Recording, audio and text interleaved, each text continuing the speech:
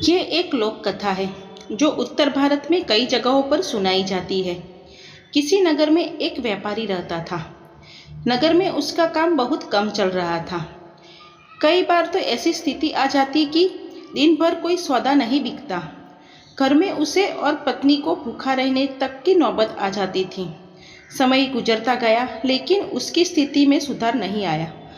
तब उसे किसी मित्र ने सलाह दी कि अपने नगर की बजाय आसपास के नगर में जाकर व्यापार करो, शायद मुनाफा ज़्यादा होगा। व्यापारी को बात जम गई।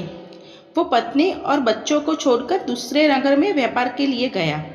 भाग्य से दोस्त की सलाह काम कर गई और उसे अच्छा खासा मुनाफा हुआ। वो लंबे समय तक दूसरे शहर में रहकर व्यापार करने लगा।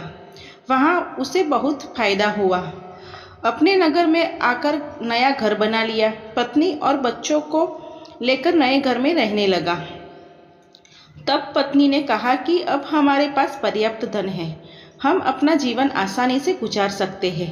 आपको अब दूसरे नगर में जाना नहीं चाहिए, हमारे साथ ही रहिए। बच्चों को भी अपना कुछ समय दीजिए।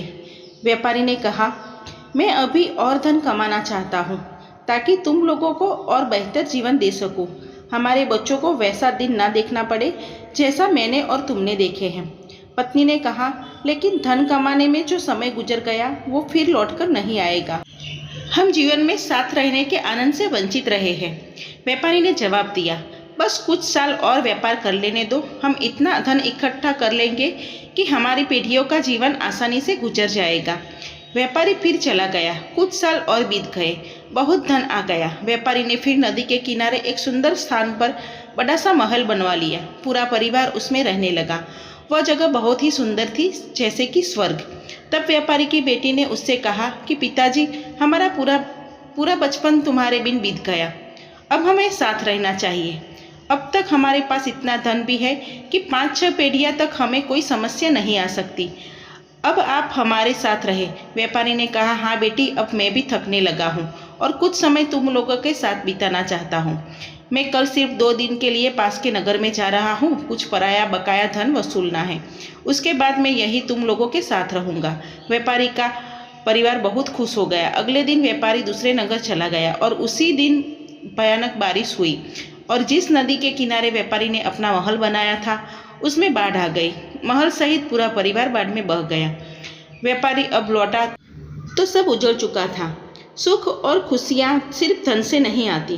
धन कमाना जरूरी है, लेकिन वक्त के साथ रिश्तों और आपसी प्रेम के लिए अपनों के साथ वक्त बिताना भी जरूरी है।